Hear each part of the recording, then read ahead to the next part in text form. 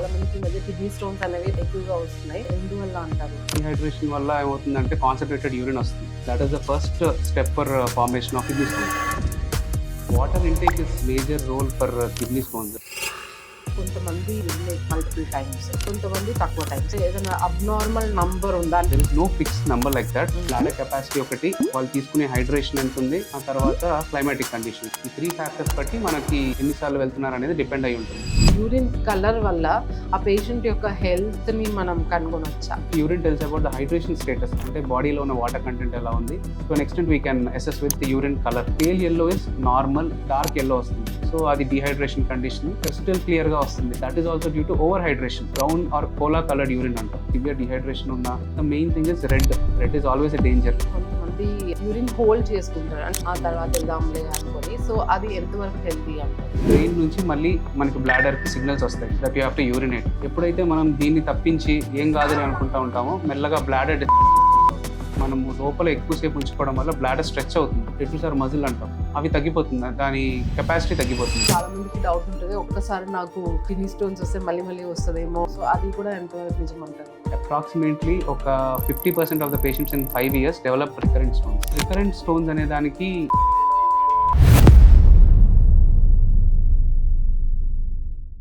Hi friends, welcome back to our podcast. నేను మీ doctor Vani. And ఈరోజు పాడ్కాస్ట్లో మనతో ఉన్నారు ప్రముఖ యూరాలజిస్ట్ అయిన డాక్టర్ కార్తిక్ కోసరి గారు. తను స్విమ్స్ హాస్పిటల్ తిరుపతిలో అసిస్టెంట్ ప్రొఫెసర్గా పనిచేస్తున్నారు. Welcome to our podcast doctor. Thank you so much. మామూలుగా మన ఇండియాలో, మన భారతదేశంలో చాలా మందికి ఈ మధ్య కిడ్నీ స్టోన్స్ అనేవి ఎక్కువగా వస్తున్నాయి. అది ఎందువల్ల అంటారు? Basically ఓయింగ్ to the climatic conditions. మనం జియోగ్రాఫికల్గా మనం చూసుకుంటే India is somewhere in between the tropical climate. So ఏమవుతుందంటే హ్యూమిడ్ క్లైమేట్స్ వల్ల మన పాపులేషన్ కూడా చాలా హాట్ క్లైమేట్స్లో పనిచేస్తూ ఉంటారు. సో వాట్ హ్యాపెన్స్ ఇస్ అల్టిమేట్గా they land up in dehydration వల్ల ఏమవుతుందంటే కాన్సన్ట్రేటెడ్ యూరిన్ వస్తుంది. ఎప్పుడైతే కాన్సన్ట్రేటెడ్ యూరిన్ ఉంటుందో that is the first step for formation of kidney stones. So that is the main reason. And ఇంకొకటి మనకు తెలియని lifestyle modifications. Water intake తక్కువ తీసుకుంటారు, ఆ తర్వాత డైటరీ ఫుడ్ హ్యాబిట్స్ కూడా మేజర్ రోల్. తర్వాత ఒబేసిటీ, డయాబెటీస్, ఇవన్నీ కూడా ఏం చేస్తుందంటే they all togetherly contribute to formation of kidney stones. మన అంటే ఈ వేడి climate climatic conditions climatic conditions లో ఉన్న వాళ్ళు ఈ మన ఏదైతే ఈ పాపులేషన్ ఎవరైతే వర్క్ చేస్తూ ఉంటారో ఎండల్లో, వాళ్ళు ఇంకా ఎక్కువ prone for this kidney stones. So sun exposure ఎవరికైతే ఎక్కువ ఉంటుందో వాళ్ళకి ఎక్కువగా వచ్చే అవకాశం ఉంటుంది. డెఫినెట్లీ ఉంటుంది. ఆరల్స్ లైక్ సన్ ఎక్స్పోజర్ లేకుండా మనం ఇండోర్స్ నుండి వాటర్ ఎక్కువ తాగకపోయినా అట్లా కూడా వచ్చే అవకాశం ఉంటుంది. Water intake is one major role for kidney stones. ఈ క్లైమాటిక్ కండిషన్స్ లో పనిచేసే వాళ్ళు ఎక్స్ట్రా ఒక 750 ml to 500 ml water extra తీసుకోవాలి. సో మనం ఒక 2 to 2.5 liters అనుకుంటే నార్మల్ కండిషన్స్ లో పనిచేసే వాళ్ళు, office desk workers like us, మనం అందరూ ఒక 2 to 2.5 liters per day is enough. కానీ ఇలాంటి క్లైమాటిక్ కండిషన్స్ లో పనిచేసే వాళ్ళందరికీ ఒక extra 500 to 750 ml of water has to be taken. So అది ఉండాలి. ఓకే. అవుట్డోర్ లో అయితే ఎవరైతే పనిచేస్తారో వాళ్ళు మన ఇండోర్స్ లో ఉండే వాళ్ళకంటే ఎక్కువ వాటర్ తీసుకుంటే వాళ్ళకి ఇలాంటి కిడ్నీ స్టోన్ ప్రాబ్లం కానీ లెస్ ప్రోన్ వచ్చే అవకాశం తక్కువ ఉంటుంది. అసలు అంటే కిడ్నీ స్టోన్స్ ఉన్నాయి అని మనం డాక్టర్ దగ్గరికి వెళ్ళక ముందే ఒకవేళ అంటే కొన్ని కామన్ సైన్స్ ఒక పేషెంట్ ఎలా కనుగొనవచ్చు? సో బేసిక్ సైన్స్ ఏంటంటే, ఫస్ట్ కిడ్నీ స్టోన్ మనకి కిడ్నీలో ఫామ్ అవుతుంది. మనకి యూరేటర్ అనే ఒక పైప్ ఉంటుంది that connects kidney to the bladder. ఆ పైప్ లో ఎప్పుడైతే స్టోన్ ట్రావెల్ అవడం స్టార్ట్ చేస్తుందో అప్పుడు మనకి పెయిన్ స్టార్ట్ అవుతుంది. సో అది ఎప్పుడైతే బ్లాక్ అవుతుందో, జస్ట్ ఇమాజిన్ ఒక వాటర్ పైప్ లో ఒక సన్నటి వాటర్ పైప్ లో ఒక స్టోన్ బ్లాక్ చేస్తే ఎలా ఉంటుందో సిమిలర్ కండిషన్. సో మనకి పైనుంచి వచ్చే వాటర్ ఫ్లష్ అలాగే ఉంటుంది, అంతే ఫోర్స్ తో వాటర్ వస్తూ ఉంటుంది, కానీ కిందకి వెళ్ళడానికి బ్లాక్ అయిపోయి ఉంటుంది. So what happens is your ureter tries to push that stone out. ఎప్పుడైతే మనకి స్టోన్ బయటికి రావడానికి ట్రై చేస్తూ ఉంటుందో సివియర్గా కాంట్రాక్షన్స్ స్టార్ట్ అవుతాయి యూరేటర్లో, అప్పుడు పెయిన్ స్టార్ట్ అవుతుంది. సో ఆ పెయిన్ ఎలా ఉంటుందంటే ఒక్కసారి ఎక్స్పీరియన్స్ చేసిన వాళ్ళు జీవితంలో మళ్ళీ దాన్ని మర్చిపోలేరు. అంత సివియర్ పెయిన్ ఉంటుంది వీళ్ళకి. దీంతో పాటు పెయిన్తో పాటు నాసియా అంటే వామిటింగ్ సెన్సేషన్స్, బ్లడ్లో యూరిన్ రావడము, బర్నింగ్ సెన్సేషన్, ఇవన్నీ కూడా ఉంటాయి. వచ్చే పెయిన్ ఎలా ఉంటుందంటే సడన్గా షార్ప్గా ఉంటుంది, ఒక వేవ్ లాగా వచ్చి తగ్గుతుంది. సో ఈ సిమ్టమ్స్ ఉన్న వాళ్ళందరూ definitely they have to go meet urologist immediately. So నొప్పి కానీ, severe pain, vomiting sensation, blood in the urine కనిపించడము, సో ఇట్లాంటివన్నీ ఇవన్నీ sharp pain down lower abdominal ఏరియాలో. ఫ్లాంక్ అంటే ఫస్ట్ వెనక స్టార్ట్ అవుతుంది, ఫ్లాంక్ టు గ్రాయిన్ అంటాము. సో వెనక నుంచి ముందుకు రేడియేషన్ ఉంటుంది పెయిన్. యూజువల్ గా పేషెంట్స్ కన్ఫ్యూజ్ అయ్యేది ఏంటంటే లో బ్యాక్ ఏక్ కి కిడ్నీ స్టోన్ పెయిన్ కి కన్ఫ్యూజ్ అవుతా ఉంటారు. సో సిమిలర్ రీజన్ లోనే ఉంటుంది, కానీ లో బ్యాక్ ఏక్ ఏంటంటే సెంటర్ లో వస్తుంది మనకి. ఇది జస్ట్ సెంటర్ నుంచి పక్కకి ఎట్ సైడ్ అయితే కిడ్నీలో రాయి ఉందో రైటో లెఫ్టో ఎట్ సైడ్ ఉంటే అటు సైడ్ కి ఉంటుంది. ఈ పెయిన్ ఏంటంటే సడన్ గా ఉంటుంది, వచ్చి తగ్గుతూ ఉంటుంది. కానీ మనకి లో బ్యాక్ ఏక్ అలా కాదు, కంటిన్యూస్ గా ఉంటుంది. రెస్ట్ తీసుకుంటే తగ్గుతుంది లో బ్యాక్ ఏక్. మన కిడ్నీ స్టోన్ పెయిన్ అలా కాదు, it will be there irrespective of the position. So rest తీసుకున్నా తగ్గిపోతుంది అనుకుంటే probably it may be low back ache. లేదు తగ్గట్లేదు, సివియర్ గా నేను చెప్పినట్టు ఆ పెయిన్, వామిటింగ్ సెన్సేషన్స్ అవన్నీ ఉన్నాయంటే probably it will B kidney stone. కాకపోతే డాక్టర్ గారు కొంతమంది ఇలా ఏదో బిజీలో ఉంటారు కదా, సో ఏ నొప్పి వచ్చినా పెయిన్ కిల్లర్ వేసుకొని like they move on. So అలాంటి వాళ్ళకి మీరు ఇచ్చే అడ్వైస్ ఏంటి? The first thing they have to do is meet a doctor any. అంటే మనకి కౌంటర్ లో మెడికేషన్స్ తీసుకోవడం అనేది చాలా ఫ్రీక్వెంట్ ప్రాక్టీస్ మన ఇండియాలో. What happens is pain numb అవుతుంది, కానీ అల్టిమేట్ గా అది దానికి హ్యాబిచువేట్ అయ్యి మెల్లగా ఏమవుతుందంటే over time that effect kidney. First thing ఆ స్టోన్ బ్లాక్, ఇన్ కేస్ ఇది స్టోన్ పెయిన్ అనుకుందాము, స్టోన్ బ్లాక్ అయి ఉంటుంది for prolong period of time, కిందకి రాదు. ఏమవుతుందంటే కిడ్నీ వాపు స్టార్ట్ అవుతుంది. ఎప్పుడైతే కిడ్నీ వాపు స్టార్ట్ అవుతుందో మనకి మెల్లగా కిడ్నీ డ్యామేజ్ స్టార్ట్ అవుతుంది. These people are the people who land up in acute kidney injury. So that is where we have to meet a urologist immediately. And ఇందాక మీరు సిమ్టమ్స్ కూడా చెప్పినప్పుడు లైక్ ఐ వాస్ థింకింగ్ కొంచెం appendicitis కూడా mimic చేస్తుంది కదా.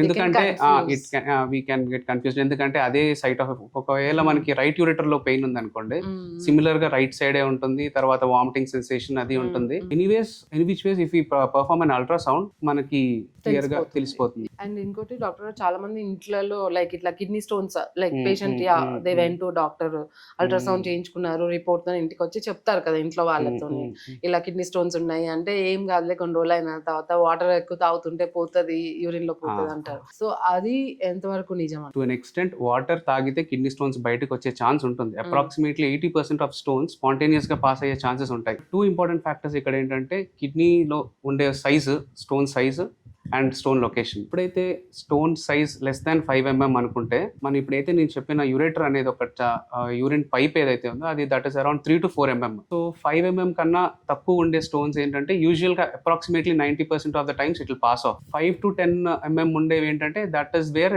The grey zone is. మనకి medications తర్వాత ఈ హైడ్రేషన్, వాటర్ ఎక్కువ తీసుకోవడము హెల్ప్ చేస్తూ ఉంటుంది. మోర్ దాన్ 10 mm అనుకోండి ఇట్ ఇస్ అన్లైక్లీ. సో అది బయటకు రాదు. అండ్ స్టోన్ ఆ యూరేటర్ ని మనం 3 parts గా డివైడ్ చేస్తే, upper part, middle part, lower part. The more it is down అంటే లోవర్ పార్ట్ కి ఎంత దగ్గరలో ఉంటే అంత ఈజీగా బయటకు వచ్చేస్తుంది.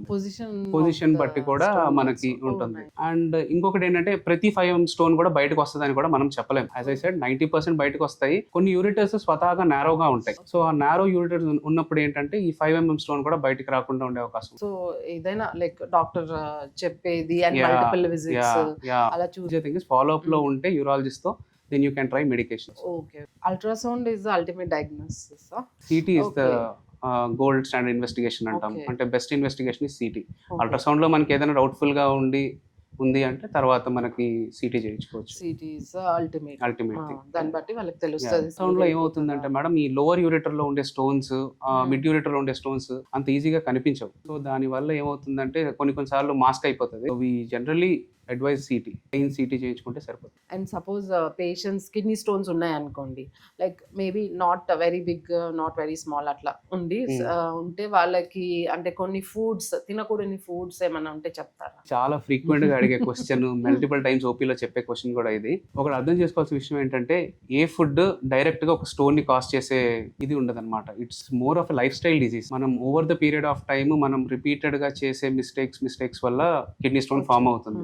సో ఆబ్వియస్గా ఒక్కసారి ఫామ్ అయిన తర్వాత మనము అవాయిడ్ చేయాల్సిన ఫుడ్స్ ఏంటంటే first thing is protein. High protein meet అంటే మనకి చికెన్ కానీ రెడ్ మీట్ కానీ ఇలాంటివన్నీ అవాయిడ్ చేయాలి. ఆ తర్వాత సాల్ట్ ఇంటేక్ తీసుకునే ఫుడ్స్ అంటే హై సాల్ట్ ఫుడ్స్ అంటే మనకి ఫ్రైస్, చిప్స్, తర్వాత ప్రాసెస్డ్ ఫుడ్, జంక్, ఇవన్నిట్లో కూడా హై సాల్ట్ ఉంటుంది. సాల్ట్ ఎప్పుడైతే ఎక్కువ తీసుకుంటూ ఉంటామో సాల్ట్ యూరిన్ లో ఎక్స్క్రీట్ అవుతుంది. యూరిన్ లో బయటకు వస్తే దాంతో పాటు కాల్షియం ని కూడా తీసుకొస్తుంది. So these people will be more prone for calcium stones. ఆ తర్వాత ఆక్సలేట్స్, ఆక్సాలైడ్స్ అనేవి ఏంటంటే మనకి స్పినాచ్ లో ఎక్కువ ఉంటుంది. Spinach, Mm. Nuts, cashew nuts, almonds, soybean, తర్వాత టీ, కోకోవా ప్రొడక్ట్స్, చాక్లెట్స్, ఇలాంటివన్నీ కూడా వాళ్ళు రెస్ట్రిక్ట్ చేయాలి. టు అన్ ఎక్స్టెంట్ ఇవన్నీ రెస్ట్రిక్ట్ చేస్తే మళ్ళీ రికరెన్స్ వచ్చే ఛాన్స్ చాలా తక్కువ. తక్కువగా Yeah. ఉంటుంది. అది స్పినాచ్ అన్నారు కదా, అప్పట్లో Mm. అనేవాళ్ళు పాలకూర పాలకూర అండ్ టొమాటో కలిపి ఉండొద్దు అని. రెండు కలిపేం only palak. Tomato is not the villain, only palakura is the villain. Okay. అంటే చాలా మంది లైక్ అప్పటి దట్స్ నుంచి myth. they yeah stopped yeah yeah yeah. పాలకూర టమాటా మిక్స్ చేస్తే కిడ్నీలో రాళ్ళు వస్తాయి. లేదు, only palak we have to avoid. Tomato is fine, tomato తీసుకోవచ్చు. అండ్ ఇంకోటి డాక్టర్ గారు, లైక్ ఇప్పుడు మీరు కిడ్నీ స్టోన్స్ లైఫ్ స్టైల్ వల్ల వస్తుంది అన్నారు కదా, and maybe like hard water వల్ల కూడా వస్తుందా? హార్డ్ వాటర్ ఉన్న ఏరియాస్ లో ఉన్న వాళ్ళకి వస్తుందా? Actually madam, the basic thing is adequate hydration. Adequate hydration ఉంటే మనకి కిడ్నీ స్టోన్స్ ప్రివెన్షన్ ఉంటుంది. ఈ హార్డ్ వాటర్ అనేది nothing but salts of calcium and magnesium. So studies ఏం చెప్తున్నాయంటే these play very minor role in formation of kidney stones. What actually matters is the amount of water they take అని. Just mild role, అదే whole and sole reason అసలు కాదు. భయపడక్కర్లేదు. Hard water అలా hard water తీసుకోమని కాదు. What I mean is hard water is not the major role. మనకి plays a minor role, కానీ major thing what matters is the status of hydration and life style for kidney stone. Okay.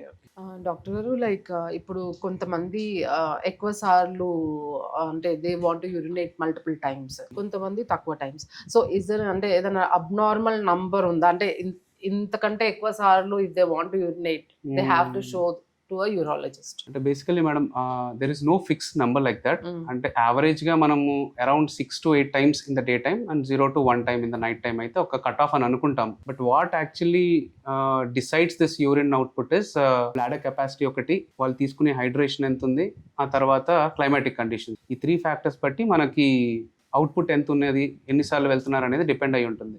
The question is not how many times but how is it affecting their quality of life is the main question. ఇప్పుడు ఒకవేళ ప్రతి 45 minutes ఒకసారో 1 hour ఒకసారో వెళ్తా ఉన్నారు, లేదంటే night times ఒక 4-5 times వెళ్తున్నారు, then that is something we have to address. So అది problem. Okay. ఈ నంబర్ అని ఏం లేదు, కానీ వాళ్ళ రెగ్యులర్ వర్క్ ని ఇంటరప్ట్ చేసే అంతలా ఉంటే then we have to interview. And ఇంకోటి, సపోజ్ డాక్టర్ గారు నైట్ టైం ఒక 3-4 సార్లు వేస్తున్నారు అంటే షుగర్ ఉంది అని వాళ్ళకి చెప్తారు కదా, is it always due to diabetes or any other reason? Always due to diabetes అని చెప్పలేము. దీన్ని నాక్టూరియా అంటాం. నైట్ టైం లెగడం అనేది మోర్ దెన్ 2 times వెళ్తే దీన్ని మనము నాక్టూరియా అంటాం. దీనికి మల్టిపుల్ కాజెస్ ఉంటాయి మేడం. ఒకటి, దీన్ని 3-4 types గా డివైడ్ చేస్తే ఒకటి ఏమవుతుందంటే నాక్టర్నల్ పాలియూరియా అంటాం. నైట్ టైమే వాళ్ళకి ప్రొడక్షన్ ఎక్కువ ఉంటుంది. Basically in the cases of diabetes, లేకపోతే నైట్ టైం ఫ్లూయిడ్ ఇంటేక్ ఎక్కువ తీసుకున్న హార్ట్ పేషెంట్స్, వీళ్ళందరికీ ఏమవుతుందంటే నైట్ టైం ప్రొడక్షన్ ఎక్కువ ఉంటుంది. సో నైట్ టైం లేస్తారు. ఇంకొకటి ఏమవుతుందంటే బ్లాడర్ కెపాసిటీ తక్కువ ఉంది అనుకోండి, సో అప్పుడు కూడా మల్టిపుల్ టైమ్స్ లెగాల్సిన అవసరం వస్తుంది. అంటే ఇప్పుడు ఓవర్ యాక్టివ్ బ్లాడర్ అనే కండిషన్లో కానీ, కిడ్నీలో అంటే బ్లాడర్లో స్టోన్స్ ఉన్నా కానీ, బ్లాడర్లో ఇన్ఫెక్షన్ ఉన్నా కానీ, బ్లాడర్ ఇరిటెంట్స్ ఏమైనా తీసుకుంటున్నా కానీ, ఇలాంటి టైమ్స్ ఏమవుతుంది, బ్లాడర్ కెపాసిటీ తక్కువ ఉంటుంది కాబట్టి మల్టిపుల్ టైమ్స్ లెగాల్సిన అవసరం రావచ్చు. ఇంకొకటి prostate is very common after 50 years of age. So వాళ్ళలో కూడా ఇది ప్రోస్టేట్ ఉన్న వాళ్ళలో కూడా ఇలా నైట్ టైం లెగాల్సిన అవసరం రావచ్చు. Majority of the men after 50 years, అంటే approximately 50% of the men above 50 years experience this problem. And main reason is usually prostate. So prostate అంటే ఏంటంటే ఒక చిన్న గ్రంథి సిట్యుయేటెడ్ బిలో ద బ్లాడర్ కింద ఉంటుంది, అరౌండ్ ద యురెత్రా అంటే ఏంటంటే బ్లాడర్ నుంచి మనకి యూరిన్ బయటికి రావడానికి ఒక సన్నటి పైప్ ఉంటుంది, దాని చుట్టూ ఉంటుంది ప్రాస్టేట్. ఆఫ్టర్ 50 years ఏమవుతుందంటే there is natural tendency to grow. ఈ ప్రాస్టేట్ గ్రో అవడం వల్ల ఏమవుతుందంటే ఈ యూరిన్ పైప్ ని కంప్రెస్ చేస్తుంది. ఎప్పుడైతే యూరిన్ పైప్ ని కంప్రెస్ చేయడం స్టార్ట్ అవుతుందో దెన్ వాట్ హ్యాపెన్స్ ఇస్ ఈ సిమ్టమ్స్ అన్ని స్టార్ట్ అవుతాయి. ఫ్రీక్వెన్సీ ఎక్కువసార్లు వెళ్ళడం, అర్జెంట్ గా రావడము, నైట్ టైం లెగాల్సిన అవసరం రావడము, ముక్కి పోయడము, పోసిన తర్వాత కూడా లోపలే ఉంది అనిపించడము, ఇలాంటి సిమ్టమ్స్ అన్ని ఉంటాయి. సో వీళ్ళందరూ ఎవాల్యుయేషన్ కి రావాల్సింది. ఈ ప్రాస్టేట్ ప్రాబ్లం అనేది అందరు అడల్ట్ మెన్ కి వస్తుంది అంటారా? అట్లా ఏం లేదు. అదే చెప్పాను కదా, majority of the people experience ఎప్పుడైతే ఏజ్ పెరుగుతా ఉంటుందో వీళ్ళ risk of developing prostate symptoms is also increasing along with the age. So ఎప్పుడైతే ఇలాంటి సిమ్టమ్స్ మనం చూస్తూ ఉంటామో వెంటనే మనము బేసిక్ ఎవాల్యుయేషన్ చేయించుకుంటే మనకి ప్రాస్టేట్ సిమ్టమ్సా, లేకపోతే యూరినరీ ట్రాక్ట్ ఇన్ఫెక్షన్ వల్ల వచ్చే సిమ్టమ్సా, లేకపోతే ఇంకేమైనా కాజెస్ ఏమైనా ఉన్నాయా, మీరు అన్న డయాబెటిసా అనేది మనకి తెలుస్తుంది. సో బేసిక్ ఎవాల్యుయేషన్ చేయించుకోవాలి. కొంతమంది లైక్ ఏజ్ లో కామనే కదా అని అంత పెద్దగా సీరియస్ గా తీసుకో. సో అలా కాకుండా వెళ్తే బెటర్. యా, అండర్లైన్ కాజ్ మనకి తెలిస్తే దాని ట్రీట్మెంట్ మనం తీసుకుంటే మీరు అన్నట్టు షుగర్ డయాగ్నోస్ అవ్వచ్చు. ఆర్ ప్రాస్టేట్ ప్రాబ్లమ్ అవ్వచ్చు. అండ్ ఈ బినైన్ ప్రాస్టేట్ కి ట్రీట్మెంట్ అవసరం లేదంట. Not all the benign prostates need treatment ma'am. Basically మనము ప్రాస్టేట్ సైజ్ని ఎప్పుడు మనము ట్రీట్ చేయము. ప్రాస్టేట్ సైజ్ వల్ల వచ్చే సిమ్టమ్స్ని, దానివల్ల వచ్చే కాంప్లికేషన్స్ని, క్వాలిటీ ఆఫ్ లైఫ్ ఏమైనా ఎఫెక్ట్ అవుతుందా అని చూసుకుని దాన్ని బట్టి మనము సిమ్టమ్స్ బట్టి మనం ట్రీట్మెంట్ ఉంటుంది, అయితే సర్జికల్ ఆర్ మెడికల్. బేసికలీ మనం ఏం చేస్తామంటే ఈ పేషెంట్స్కి 2 సింపుల్ టెస్ట్. అల్ట్రాసౌండ్ ఒకటి చేస్తాము. అల్ట్రాసౌండ్ చేసినప్పుడు బ్లాడర్ ఫుల్ వాల్యూమ్ అంటే మొత్తం నిండుగా ఉన్నప్పుడు ఎంత ఉంది యూరిన్, పోసేసిన తర్వాత ఎంత ఉంది, అంటే ఏమైనా లోపల నిలిచిపోతుందా లేదా అనేది ఒక అంచనా వస్తుంది. యూరోఫ్లోమెట్రీ అనే టెస్ట్ ఏంటంటే ఒక గ్రాఫ్ ఇస్తుంది అనమాట. ఒక చిన్న కమోడ్ ఉంటుంది, కమోడ్లో దే హ్యావ్ టు యూరినేట్ చేసినప్పుడు ఏమవుతుందంటే అది ఎలా పోస్తున్నారు ఏంటి, దాని ఫ్లో ఎలా ఉంది, ముక్కి పోస్తున్నారా, టెర్మినల్గా ఏమైనా స్ట్రెయిన్ చేస్తున్నారా, ఫస్ట్ నుంచే స్ట్రెయిన్ చేస్తున్నారా, ఇవన్నీ చూసుకుని మనకు ఒక అంచనా వస్తుంది the severity of the symptom. Majority of the patients medications, life style modifications మీద మెయింటైన్ అవుతారు. కానీ కొంతమంది ఉంటుందంటే ఈ సిమ్టమ్స్ సివియర్గా ఉంటాయి, ఈ మెడికల్ మేనేజ్మెంట్ ఫెయిల్ అయినా కాంప్లికేషన్స్ విత్ BPH అంటాం. అంటే ఏమవుతుందంటే రికరెంట్గా యూరినరీ ట్రాక్ట్ ఇన్ఫెక్షన్స్, రికరెంట్గా బ్లీడింగ్ వస్తున్నా, తర్వాత స్టోన్స్ ఏమైనా ఫామ్ అవుతున్నా, ఇలాంటి పేషెంట్స్ అందరికీ we need to address with surgery. What I mean to tell is majority of the patient will be managed on medical management. ఏదో భయపడిపోయి రాకుండా ఉండకుండా వచ్చి చూపించుకుంటే ఆన్ టైం మనం ఇంటర్వెన్షన్ చేస్తే మందికి భయం ఉంటుంది డాక్టర్ ఎందుకు వెళ్తే సర్జరీ అంటారేమో. Majority of the patients don't come, అందుకే మొత్తం ముదర పెట్టుకుని వస్తా ఉంటారు. అవును, చాలా మంది patient who had prostate cancer at 70 years, he was suffering so much. So అంటే క్యాన్సర్ అంటే మనకు ముందే తెలిసిపోతుంది, but still even if it is a benign condition, మీరు అన్నట్టు ఎన్లార్జ్మెంట్ ఉన్నా కూడా దానికి సైడ్ ప్యారలల్ గా వచ్చే కాంప్లికేషన్స్ కూడా చాలా పెయిన్ఫుల్ ఉంటాయి. So it will affect their quality of life. Simple గా మనం మెడికేషన్స్, సర్జరీ కూడా ఇట్స్ నాట్ ఎ వెరీ పెద్ద సర్జరీ ఏం కాదు, ఎండోస్కోపిక్ గానే చేస్తాం. సో కట్స్ ఏమి ఉండవు, సో అంత భయపడాల్సిన అవసరం లేదు. డాక్టర్ అంటే ఎక్కువ వాటర్, ఇందాక మీరు అన్నారు కదా వాటర్ తక్కువ తీసుకోవడం వల్ల కిడ్నీ స్టోన్స్ వస్తాయి, అదంతా వాటర్ బాగా తాగితే మన కిడ్నీ హెల్త్ కరెక్ట్ గా ఉంటుందా? ఇది కూడా ఇంకొక పెద్ద మిస్కన్సెప్షన్ మేడం. చాలా ఫ్రీక్వెంట్ గా I've seen so over excited, over zealous patients drinking around 10 liters of water. అవునా? 10 liters ఆఫ్ వాటర్ తాగిన patients they land up in emergencies కూడా. Water is definitely important for kidney health and it will prevent stones. కానీ ఎంత తీసుకుంటున్నాం అనేది కూడా చాలా important. ఈ వాటర్ ఎక్కువ తీసుకున్నాము అంటే ఏమవుతుందంటే ఇలా నేను చెప్పినట్టు అరౌండ్ 7, 8, 10 liters తీసుకునే వాళ్ళకి ఎలక్ట్రోలైట్ ఇంబ్యాలెన్స్ వచ్చేస్తాయి. సో సోడియం, పొటాషియం బాడీలో తగ్గిపోతుంది. ఎప్పుడైతే ఇవి తగ్గిపోతుందో హెడ్ ఏక్, నాసియా, వామిటింగ్, కన్ఫ్యూజన్స్, కోమాలోకి వెళ్తారు in severe cases. What I mean to say, so ఏది ఎక్కువగా చేసుకోకుండా నేను చెప్పినట్టు around 2.5 to 3 liters depending upon the climatic conditions, ఇంకొక 500 ml వాటర్ అలా తీసుకుంటే సరిపోతుంది. అండ్ మోర్ ఓవర్ కొంతమందికి రెస్ట్రిక్షన్ కూడా మనం చెప్తా ఉంటాం, like kidney patients, chronic CKD patients ఉంటారు, హార్ట్ పేషెంట్స్ ఉంటారు. వీళ్ళందరిలో వాటర్ రెస్ట్రిక్షన్ ఇంకా ఇంపార్టెంట్.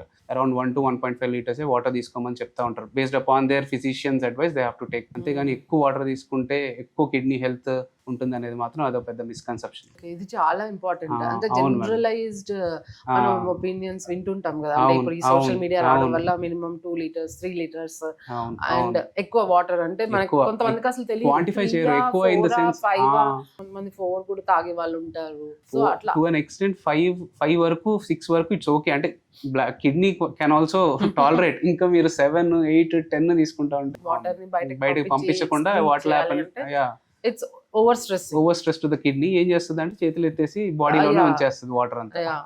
అండ్ మీరు అన్నది కూడా కరెక్ట్. కొంతమంది పేషెంట్స్ కి డాక్టర్స్ తగ్గించమని చెప్తారు. క్రానిక్ కిడ్నీ డిసీజెస్ లో వీళ్ళందరిలో వాటర్ రెస్ట్రిక్షన్స్, హార్ట్ పేషెంట్స్ లో కూడా వాటర్ రెస్ట్రిక్షన్ అనేది చాలా ఇంపార్టెంట్. అది ఎందుకంటే that again build an over stress on the kidney. So వాళ్ళు రెస్ట్రిక్షన్ లో ఉండాలి. అందుకే వాళ్ళు చెప్పిన physicians with respect to what ever the disease they have, వాళ్ళ ఫిజిషియన్స్ ఏం చెప్తే అది ఫాలో అవ్వడం ఇంపార్టెంట్. మనకి యూజువల్ గా ఇలా వాట్సాప్ లో ఈ మధ్యన ఇక్కడ అంత ఫాల్స్ ఇన్ఫర్మేషన్ ఎక్కువ అయిపోయి వాటర్ ఎక్కువ తీసుకుంటే బెటర్, మీరు అడిగిన క్వశ్చన్ లాగే వాటర్ ఎక్కువ తీసుకుంటే బెటర్ అని అనుకునే వాళ్ళు చాలా మంది ఉన్నారు. ఇంకా సిక్ కాబట్టి ఇంకా పర్టికులర్ ఎక్కువ నీళ్ళు తాగితే డాక్టర్ గారు మీ ఇన్స్టాగ్రామ్ రీల్స్లో ఒకటి చూశాను, లైక్ అంటే different urine samples. Yeah yeah yeah so అంటే నిజంగానే మన అంటే యూరిన్ కలర్ వల్ల ఆ పేషెంట్ యొక్క హెల్త్ని మనం కనుగొనొచ్చా? To an extent urine tells about the hydration status, అంటే బాడీలో ఉన్న వాటర్ కంటెంట్ ఎలా ఉంది, తర్వాత మన హెల్త్ కండిషన్ ఎలా ఉంది అనేది to an extent we can assess with urine colour. So pale yellow is normal colour. Pale yellow వచ్చిందంటే బాడీలో మీరు ఒక ప్రాపర్గా వాటర్ తీసుకుంటున్నట్టు, అండ్ కిడ్నీస్ కూడా బాగా పనిచేస్తున్నాయి, కాన్సన్ట్రేషన్ కెపాసిటీ కూడా కిడ్నీ బాగుంది అన్నట్టు. కొంచెం డార్క్ ఎల్లో ఉందంటే బాడీలో వాటర్ సరిపోవట్లేదు, కాన్సన్ట్రేషన్ కెపాసిటీ ఏమవుతుందంటే మన kidney tries to conserve water, కాబట్టి వాటర్ బాడీలో ఉండిపోతుంది, యూరిన్ కొంచెం కాన్సన్ట్రేటెడ్గా ఉంటుంది, సో డార్క్ ఎల్లో వస్తుంది. సో అది dehydration condition, you have to take more water అనేది. కొంతమంది క్రిస్టల్ క్లియర్గా వస్తుంది, వైట్గా వస్తూ ఉంటుంది, that is also due to over hydration. ఇందాక నేను చెప్పినట్టు ఓవర్ జీలస్ పేషెంట్స్ ఎవరైతే ఉంటారో ఎక్కువ వాటర్ తాగుతూ ఉంటారో దట్ ఈస్ ఆల్సో హార్మ్ఫుల్.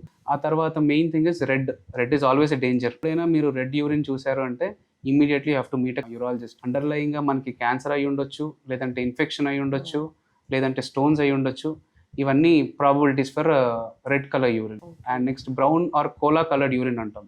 అంటే ఇది ఎప్పుడు వస్తుందంటే అది కూడా సివియర్ డిహైడ్రేషన్ ఉన్నా, లేదంటే లివర్ డిసీజెస్ ఏమైనా ఉన్నా, మజిల్ ఏమైనా బ్రేక్ డౌన్ అవుతున్నా, ఇంకా ఏమైనా సర్టెన్ మెడికేషన్స్ ఉంటాయి, మెడికేషన్స్ వాడుతున్నా కూడా అలాంటి కలర్ వచ్చే యూరిన్ ఉంటుంది. And one more thing is white or turbid అంటాం. కొంచెం వైటిష్ కలర్లో యూరిన్ వస్తుందంటే యూరిన్ ఇన్ఫెక్షన్ సివియర్గా ఉన్నట్టు, లేదంటే కైలూరియా అనే కండిషన్ ఉంటుంది, సో అది కూడా అవ్వచ్చు. So your urine tells your health. So ఇలా అంటే డాక్టర్ గారు నా యూరిన్ ఈ కలర్ ఉంది అని ఎవరైనా వస్తారా పేషెంట్స్ మీ దగ్గరికి? ఫ్రీక్వెంట్ గా వచ్చేవాళ్ళు ఈ వైట్ కలర్ యూరిన్ చూసినట్టే భయపడతారు, రెడ్ కలర్ యూరిన్ చూసినట్టే భయపడతారు. ఎక్స్క్లూజివ్ గా యూరిన్ కలర్ చూసిన వెంటనే వచ్చేవాళ్ళు అంటే ఇప్పుడు బ్లడ్ అంటే ఓకే, అది ఎక్స్ట్రీమ్. అలా కాకుండా లైక్ డార్క్, ఇప్పుడు మీరు అన్నట్టు cola coloured urine, white coloured urine ఎప్పుడు చూస్తామంటే మనం కైలూరియా అనే కండిషన్ ఉంటుంది. ఈ కైలూరియా అనే కండిషన్ ఎప్పుడు వస్తుందంటే బాడీలో ఉండే లింఫాటిక్ డ్యామేజ్ అవుతుంది. ఈ లింఫాటిక్స్ కి మన యూరినరీ సిస్టమ్ కి కనెక్షన్ ఫామ్ అవుతుంది. అంటే పోస్ట్ సర్జరీ, కొంతమంది క్యాన్సర్ పేషెంట్స్ పోస్ట్ రేడియేషన్ కానీ, మనకి వుకరేరియా బ్యాంక్రాఫ్టీ అనే ఒక పారాసైట్ ఇన్ఫెస్టేషన్స్ ఉన్న అలాంటి కండిషన్స్ లో వీళ్ళందరికీ వైట్ కలర్ యూరిన్ వస్తుంది. సో వాళ్ళందరూ కూడా వెంటనే వస్తారు. Depending on their conditions we treat it. We evaluate such patients and we treat according to their problem. And కొన్ని మెడిసిన్స్ వల్ల కూడా యూరిన్ కలర్ వస్తే అలాంటి వాళ్ళు అంత భయపడక్కర్లేదు. అంటే మనం ముందుగానే చెప్తాం ఈ మెడిసిన్ తీసుకుంటే ఈ కలర్ వస్తుంది అని. ఫర్ ఎగ్జాంపుల్ పైరిడియం అనే ఒక సబ్స్టెన్స్ మనం ఇస్తాం, అది యూరినరీ ట్రాక్ట్ ఇన్ఫెక్షన్స్ లో ఇస్తా ఉంటాం, అప్పుడు ఆరెంజ్ టు రెడ్డిష్ కలర్ వస్తుంది. టెల్ దెమ్ క్లియర్లీ, అంటే మనం ముందుగా ఎడ్యుకేట్ చేస్తే సరిపోతుంది వాళ్ళకి. ఈవెన్ ఈ మల్టీవిటమిన్ టాబ్లెట్స్ కూడా ఆరెంజిష్ బ్రౌనిష్ నేను చెప్పినట్టు అలా కూడా అండ్ ఈవెన్ ఐరన్ టాబ్లెట్స్ ఉంటుంది, దానికి సో వాళ్ళకి కూడా వస్తుంది. That is normal. And doctor గారు లైక్ కొంతమంది అంటే యూరిన్ హోల్డ్ చేసుకుంటారు, అంటే డిపెండింగ్ మేబీ వాష్రూమ్ అవైలబిలిటీ తక్కువ ఉండడం వల్ల, or they might be busy, ఆ తర్వాత వెళ్దాంలే అనుకొని. సో అది ఎంతవరకు హెల్దీ అంటారు? It is definitely harmful madam. ఎందుకంటే bladder is like a storage bag. To an extent bladder store చేసుకోగలదు. ఎప్పుడైతే బ్లాడర్ ఫిల్ అవ్వడం మొదలవుతుందో బ్లాడర్ నుంచి మనకి బ్రెయిన్కి సెన్సేషన్స్ వెళ్తాయి. సో బ్రెయిన్ నుంచి మళ్ళీ మనకి బ్లాడర్కి సిగ్నల్స్ వస్తాయి that you have to urinate. ఎప్పుడైతే మనం దీన్ని తప్పించి ఏం కాదని అనుకుంటా ఉంటామో మెల్లగా బ్లాడర్ డిస్ఫంక్షన్ స్టార్ట్ అవుతుంది. సో బ్లాడర్ పనితీరు తగ్గిపోతూ ఉంటుంది. ఈ ఓవర్ స్ట్రెచ్ అవ్వడం వల్ల ఏమవుతుందంటే బ్లాడర్ ఓవర్ ద టైమ్ మనము లోపల ఎక్కువసేపు ఉంచుకోవడం వల్ల బ్లాడర్ స్ట్రెచ్ అవుతుంది. ఈ ఓవర్ స్ట్రెచ్ అవ్వడం వల్ల బ్లాడర్లో ఉండే కండరాలు, రెట్రోసార్ మజిల్ అంటాం, అవి తగ్గిపోతుంది, దాని కెపాసిటీ తగ్గిపోతుంది, దాని కాంట్రాక్షన్ తగ్గిపోతుంది. సో కాంట్రాక్షన్ తగ్గిపోవడం వల్ల ఏమవుతుందంటే over the time bladder capacity ఎక్కువ అయిపోయి బయటికి రాకుండా యూరిన్ లోపలే నిలిచిపోతుంది. So when this happens, bladder ఎప్పుడైతే ఓవర్గా స్ట్రెచ్ అయిపోయి లోపల యూరిన్ ఉండిపోతుందో ఆ యూరిన్ అంతా మళ్ళీ కిడ్నీలోకి పడుతుంది, రిఫ్లెక్స్ పైకి వెళ్తుంది కిడ్నీ, అల్టిమేట్గా మళ్ళీ కిడ్నీ వాపు, కిడ్నీ డ్యామేజ్ స్టార్ట్ అవుతుంది. ఎప్పుడైతే మనం ఇలా ఎక్కువసేపు హోల్డ్ చేసుకుంటూ ఉంటామో యూరినరీ ట్రాక్ట్ ఇన్ఫెక్షన్స్ కూడా రిపీటెడ్గా వస్తూ ఉంటాయి. స్టోన్ ఫార్మేషన్ ఎక్కువసార్లు వస్తూ ఉంటుంది. సోషియలీ ఇన్అప్రోప్రియేట్ అంటే కొన్నిసార్లు ఏమవుతుందంటే మనం ట్రావెల్లో ఉంటాము, లేదంటే మెయిన్గా ఇది చూసే ఫీమేల్స్లో వాష్రూమ్ అవైలబిలిటీస్ ఎక్కువగా లేకపోవడము, లేదంటే బస్ కండక్టర్స్, వీళ్ళందరికీ ఏంటంటే అవైలబిలిటీ ఎక్కువ ఉండదు కాబట్టి వీళ్ళు ఎప్పుడైనా it is okay inappropriate situations లో, కానీ once in while it's okay. దీన్ని లాంగ్ టర్మ్ హ్యాబిట్ గా చేసుకున్నామంటే it will damage both your bladder and kidney, రెండింటిని డామేజ్. అదే కొంతమంది లాంగ్ సిట్టింగ్ జాబ్స్ కి అలవాటు అయిపోయి ఏం వెళ్తాంలే అని, ఎస్పెషల్లీ లైక్ ఐటీ ప్రొఫెషనల్స్ వాళ్ళు, so they just keep on working అదంతా. సో వాళ్ళకి మాత్రం మీరు ఇచ్చే suggestion you have to empty your bladder. ఎందుకంటే బ్లాడర్ కెపాసిటీ ఎర్లీ ఇప్పుడు డే టైమ్ లో it will be around 400 to 500. So మనకి సిగ్నల్ స్టార్ట్ అవుతుంది అరౌండ్ 300-400 ఉన్నప్పుడే సిగ్నల్ స్టార్ట్ అవుతుంది that you have to go urinate అని. దాన్ని మనం అలాగా నెగ్లెక్ట్ చేస్తూ ఉంటే నేను చెప్పినట్టు మెల్లగా బ్లాడర్ డ్యామేజ్ స్టార్ట్ అవుతూ ఉంటుంది over the period of time. Night times around 700 ml వరకు స్టోర్ చేస్తూ ఉంటుంది బ్లాడర్. సో ఏమో morning times day times around 400-500 ml bladder store చేస్తుంది. ఎప్పుడైతే వీళ్ళు 300-400 ml ఫిల్ అవుతుందో అప్పుడే వాళ్ళకి సిగ్నల్స్ వస్తూ ఉంటాయి. సో ఆ సిగ్నల్ వచ్చినప్పుడు they have to go and listen to your body. అంతేకాకుండా నేను పర్వాలేదు అని కూర్చుంటుంటే ఓవర్ పీరియడ్ ఆఫ్ టైమ్ నేను చెప్పినట్టు బ్లాడర్ డ్యామేజ్ వల్ల కిడ్నీ డ్యామేజ్ ఇవన్నీ ప్రీడిస్పోజ్ అవుతాం. బికాజ్ మనం సడన్ గా నార్మల్ గా ఉన్న వాళ్ళకి సడన్ గా కిడ్నీ స్టోన్స్ వచ్చినాయని వింటాం, సడన్ గా వాళ్ళకి కిడ్నీ పాడైంది అని వింటున్నాం. లైక్ ఇప్పుడు తెలియదు, like 30-40 after 50-60 years, because I seen people getting suddenly kidney stones. Suddenly ఎప్పుడో సికేడి అని డయాగ్నోస్ లేకపోతే ఏకేడి అని డయాగ్నోస్. ఏది సడన్ కాదు మ్యామ్. నేను చెప్పినట్టు life style over the period of time మనకు తెలియకుండానే మన లైఫ్ స్టైల్ మోడిఫికేషన్స్ వల్ల ఇవన్నీ ప్రిడిస్పోజ్ అవుతా ఉంటాయి. అది మీరు అన్నట్టు ఎస్పెషల్లీ విమెన్ లో, because when you're like open office situations అట్లా ఉన్నప్పుడు కూడా కొంతమంది ఎర్లీ డేస్ ఇన్ కెరియర్ అలా they might be shy enough to go to use washroom whatever. Rather than thus మీరు అన్నట్టు listen to your body, take care of your health. Doctor గారు, ఇంకోటి like men కి ఎక్కువ urinary problems వస్తాయి అని ఏదైనా స్టడీ ఉందా? అట్లా మెన్ లో వచ్చే యూరినరీ ట్రాక్ట్ ఇన్ఫెక్షన్స్ ఏంటంటే మోస్ట్ కామన్ గా వచ్చేది ఎప్పుడు ఉమెన్ లో. Urinary problems are more in women. Men లో వచ్చిందంటే there must be serious underline cause ఏదైనా ఉంది అనుకుంటాం. మెన్ లో యూరినరీ ట్రాక్ట్ ఇన్ఫెక్షన్ ఉంది అంటే we evaluated more aggressively than in women. Women లో ఎందుకు మోస్ట్ కామన్ అంటే నేను చెప్పిన పాస్ పైప్ ఏదైతే బ్లాడర్ నుంచి యూరిన్ బయటికి రావడానికి ఉండే పైప్ ఏదైతే యురెత్రా అంటామో, ఆ ఉమెన్ లో it's around just 4 centimeters. Male లో ఏంటంటే అరౌండ్ 20 centimeters, 18-20 centimeters. సో ఈ 4 centimeters షార్ట్ గా ఉండడం వల్ల ఏమవుతుందంటే ఆ యురెత్రా చుట్టూ ఏదైనా ఇన్ఫెక్షన్ ఉన్నా ఈజీగా బ్లాడర్ లోకి వెళ్తుంది. That is one of the main reason. ఆ తర్వాత ఈ ప్రొలాంగ్డ్ గా ఇందాక మనం మాట్లాడుకున్నట్టు హోల్డ్ చేసుకుంటూ ఉంటారు దానివల్ల. ఆ తర్వాత చాలా మంది ఫీమేల్స్ లో ఈ న్యూలీ మ్యారీడ్ కపుల్స్ ఉంటారు. న్యూలీ మ్యారీడ్ కపుల్స్ లో కూడా మనము హనీమూన్ సిస్టైటిస్ అంటూ ఉంటాం. దీన్ని ఏమవుతుందంటే మనకి during the sexual activity the bacteria is pushed in side mechanical గా. సో పెరి యూరెత్రా అంటే యూరెత్రా చుట్టూ ఉన్న బ్యాక్టీరియా ఏదైతే ఉందో అది బ్లాడర్ లోకి వెళ్తుంది ఈజీగా. సో వీళ్ళందరిలో రిపీటెడ్ గా మనకి యూరినరీ ట్రాక్ట్ ఇన్ఫెక్షన్స్ వచ్చే అవకాశం ఉంటుంది. తర్వాత డయాబెటీస్ ఉన్న ఉమెన్ అందరికీ ఉంటుంది. తర్వాత పోస్ట్ మెనోపాజ్ ఉమెన్ అంటాం, అంటే వీళ్ళు ఈస్ట్రోజన్ తక్కువ ఉంటుంది. ఎప్పుడైతే ఈస్ట్రోజన్ తక్కువ ఉంటుందో ఆ condition is more prone for bacterial growth. దీనివల్ల మనం మోస్ట్ కామన్ గా యూరినరీ ట్రాక్ట్ ఇన్ఫెక్షన్స్ ఫీమేల్స్ లోనే చూస్తాం, మేల్స్ కన్నా. Women are more prone to urinary problem. Because of like వాళ్ళ urethra size అనేది తక్కువ ఉంటుంది, వాళ్ళ anatomy వల్ల. అండ్ మధ్యలో కూడా డాక్టర్ గారు లైక్ అంటే ఈ మెన్స్ట్రల్ ప్యాడ్స్ ఫ్రీక్వెంట్ గా చేంజ్ చేయకపోవడం వల్ల అలా కూడా వాళ్ళకి యూటీఐ వస్తుంది అని కొన్ని ఆర్టికల్స్ వచ్చినాయి అండి అదంతా. సో అలాంటి కేసెస్ కూడా ఉంటాయి.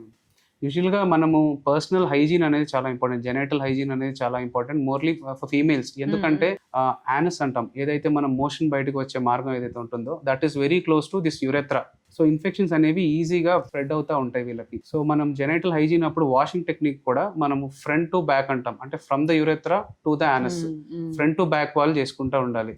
సో పర్సనల్ హైజీన్ ఉంటే సరిపోతుంది. దాంతోపాటు ఇన్నోవేర్స్ కూడా దే హ్యావ్ టు ఇన్నోవేర్స్ కూడా యాక్చువల్లీ లూజ్గా ఉండేవి కాటన్వి వేసుకుంటే ఏమవుతుందంటే అక్కడ మాయిశ్చర్ డెవలప్ అవ్వదు.